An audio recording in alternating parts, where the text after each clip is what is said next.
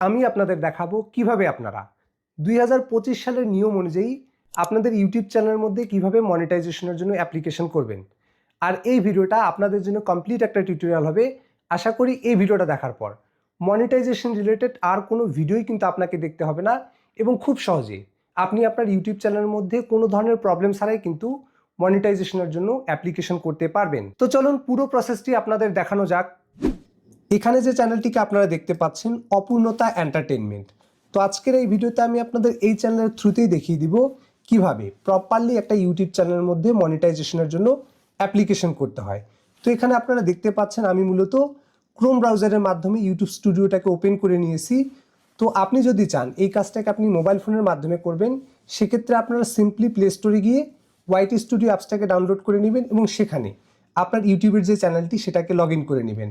তাহলে এই বাকি প্রসেস যেগুলো দেখানো হবে সেগুলো প্রসেসের মাধ্যমে কিন্তু আপনি মোবাইল ফোনের মাধ্যমেও করে নিতে পারবেন।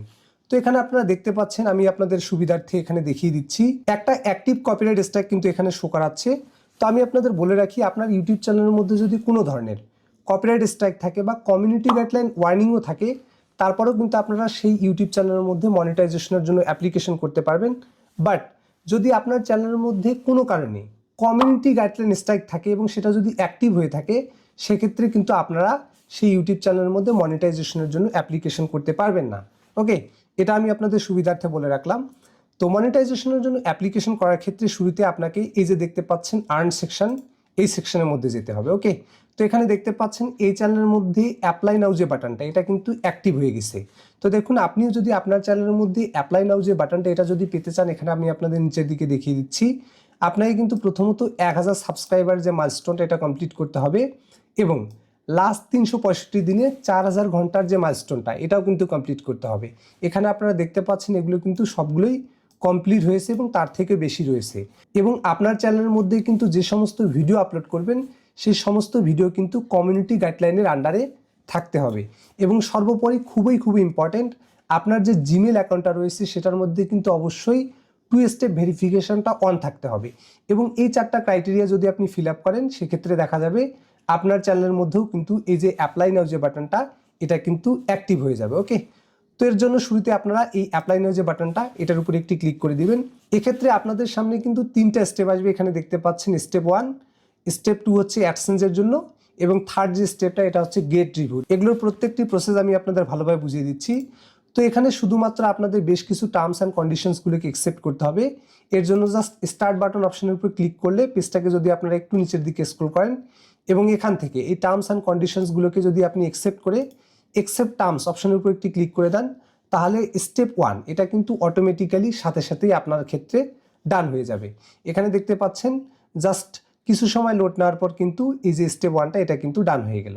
সরি এভরিওয়ান, টেকনিক্যাল কিছু ইস্যুর কারণে এই বাকি যে প্রসেসটা এটা আমাকে অন্য একটা চ্যানেলের মাধ্যমে দেখানোর প্রয়োজন পড়তেছে।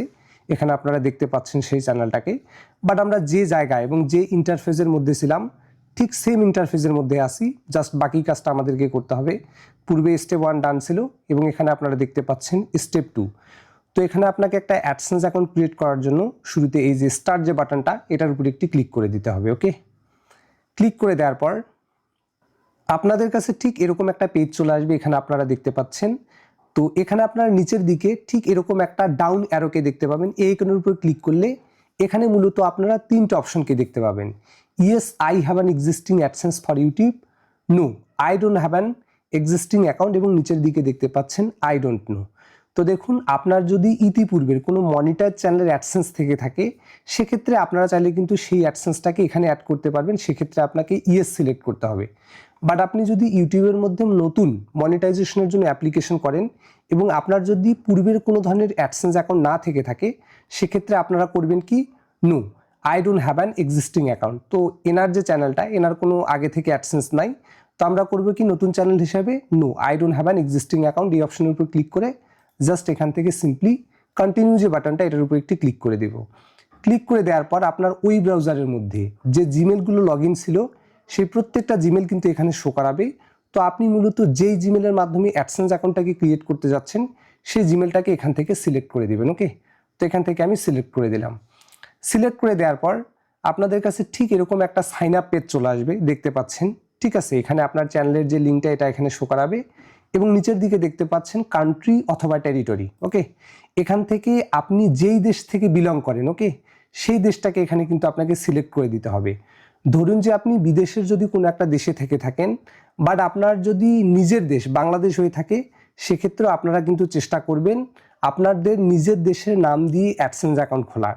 কারণ অ্যাডসেন্স অ্যাকাউন্টের মধ্যে যদি আপনি একবার ভুল কোনো কান্ট্রিকে সিলেক্ট করেন, সেটা কিন্তু কখনোই পরিবর্তন করা আর সম্ভব হবে না। ওকে, তো আপনি যেই দেশ থেকে আপনার এনআইডি কার্ড করা সেই দেশ দিয়ে দিবেন, বা আপনি যদি বাইরের দেশের নামে করতে চান সেক্ষেত্রে কিন্তু অবশ্যই আপনাকে ওই দেশের যে গ্রিন কার্ড বা রেসিডেন্স পারমিট সেটা কিন্তু থাকতে হবে, তবেই আপনি বাইরের দেশের নামে করতে পারবেন, কোনো সমস্যা নেই। ওকে, তো এই দুইটা সিলেক্ট করা হয়ে গেলে এখান থেকে আপনার পেজটাকে একটু নিচের দিকে স্ক্রল করে নেবেন।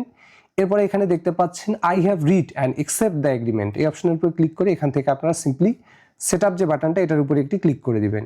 ক্লিক করে দেওয়ার পর আপনার কাছে কাস্টমার ইনফরমেশন বলে ঠিক এরকম একটা পেজ কিন্তু চলে আসবে। এখানে আপনারা দেখতে পাচ্ছেন, তো শুরুর দিকে খুবই ইম্পর্টেন্ট যে অপশনটা এখানে দেখতে পাচ্ছেন অ্যাকাউন্ট টাইপ, এখানে আপনারা ভালোভাবে দেখে নেবেন এখানে যেন ইন্ডিভিজুয়াল যে অপশনটা এটা যেন সিলেক্ট করা থাকে। ওকে, যেহেতু আমরা ব্যক্তিগতভাবে একটা অ্যাডসেন্স অ্যাকাউন্ট খুলবো, কখনোই কিন্তু এখানে আপনি অর্গানাইজেশন সিলেক্ট করবেন না।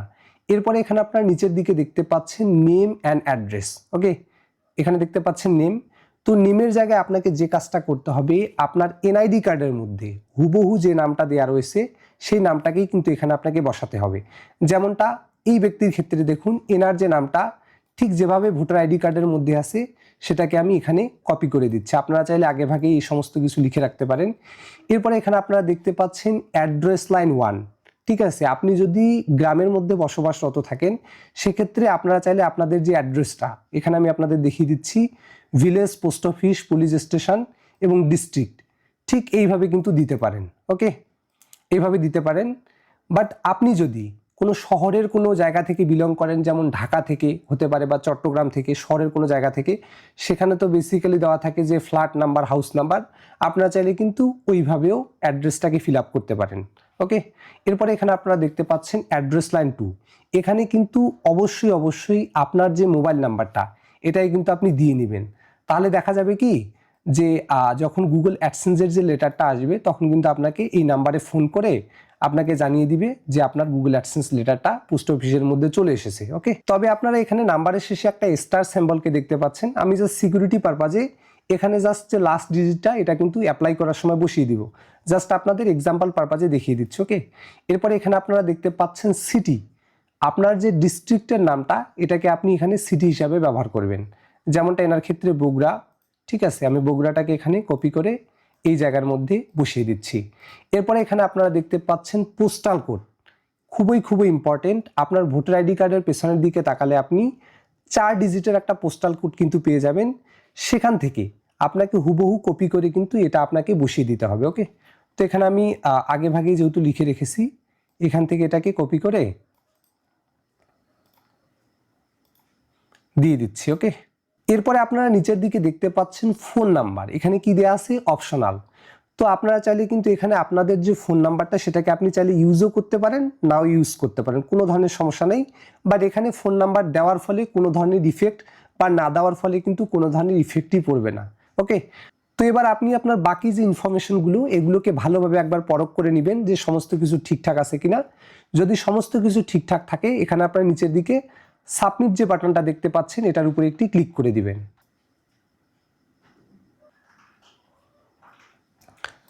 ক্লিক করে দেওয়ার পর আপনাদের কাছে কিন্তু ঠিক এরকম একটা পেজ চলে আসবে, we are reviewing your info.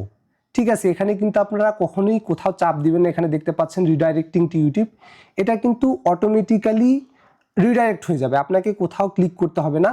Just এখানে আপনাকে কয়েক সেকেন্ড, 30 থেকে 40 সেকেন্ডের মতো যদি আপনি অপেক্ষা করেন তাহলে এটা কিন্তু অটোমেটিক্যালি, অর্থাৎ অ্যাডসেন্সটা অটোমেটিক্যালি আপনার ইউটিউব চ্যানেলের সাথে কিন্তু লিঙ্ক হয়ে যাবে এবং আপনাকে কিন্তু অটোমেটিক্যালি মনিটাইজেশন সেকশনের মধ্যে পাঠিয়ে দিবে। বাট এখানে কিন্তু আপনারা একটু ডিফারেন্ট জিনিস লক্ষ্য করতে পারবেন। এখানে দেখতে পাচ্ছেন আপনার যে স্টেপ 2টা, ঠিক আছে, এটা কিন্তু ইন প্রোগ্রেসে চলে যাবে। অর্থাৎ আপনি যে অ্যাডসেন্স অ্যাকাউন্টটা ক্রিয়েট করলেন এটা কিন্তু ইউটিউবের কাছে সাবমিশনে গেল, তারপর যখন তারা এটাকে অ্যাকসেপ্ট করে নিবে ঠিক স্টেপ 1-এ যেমন ডান দেখতে পাচ্ছেন, স্টেপ 2 এর মধ্যেও কিন্তু আপনারা ডান দেখতে পাবেন। তো মোটামুটি 6 থেকে 8 ঘন্টা অপেক্ষা করার পর এখানে আপনারা দেখতে পাচ্ছেন এই চ্যানেলের মধ্যে স্টেপ 2টা কিন্তু সাকসেসফুলি ডান হয়ে গেছে এবং এখানে দেখতে পাচ্ছেন স্টেপ 3তে ইন প্রোগ্রেস শো করাচ্ছে এবং এই স্টেপটাকে বলা হয় ইউটিউবের রিভিউ স্টেপ। অর্থাৎ ইউটিউব আমাদের চ্যানেলটাকে ম্যানুয়ালি চেক করে দেখবে যে আমাদের চ্যানেলের মধ্যে সমস্ত কিছু ঠিকঠাক আছে কিনা। তো এই চ্যানেলের মধ্যে আমি একদম সুন্দরভাবে সমস্ত কিছু ঠিকঠাক রেখে অ্যাপ্লাই করে দিয়েছি। আশা করি আপনারা 7 থেকে 8 ঘন্টার মধ্যেই দেখতে পাবেন যে এই চ্যানেলটার মধ্যে কিন্তু মনিটাইজড অন হয়ে যাবে এবং বাকি প্রসেসটাও আমি আপনাদের দেখিয়ে দিব। তো ফাইনালি দেখতে পাচ্ছেন এই ইউটিউব চ্যানেলের মধ্যে কিন্তু মনিটাইজেশনটা অন হয়ে গিয়েছে। তবে এক্ষেত্রে একটু ব্যতিক্রম ঘটেছে, যেটা আমি পূর্বে বলেছিলাম 8 থেকে 10 ঘন্টা। তবে এই চ্যানেলের ক্ষেত্রে একটু বেশি সময় নিয়েছে, 2 থেকে 3 দিন নিয়েছে। বাট সাকসেসফুলি এই ইউটিউব চ্যানেলের যে মনিটাইজেশনটা এখানে আপনারা দেখতে পাচ্ছেন, you are now a YouTube partner. অর্থাৎ এই চ্যানেলটা ইউটিউব পার্টনারের অন্তর্ভুক্ত কিন্তু হয়ে গেছে বা মনিটাইজেশন কিন্তু হয়ে গেছে। তো এভাবে কিন্তু আপনারা চাইলে আপনাদের ইউটিউব চ্যানেলের মধ্যে মনিটাইজেশনের জন্য অ্যাপ্লিকেশন করে আপনার চ্যানেলটিকে মনিটাইজ করে নিতে পারবেন।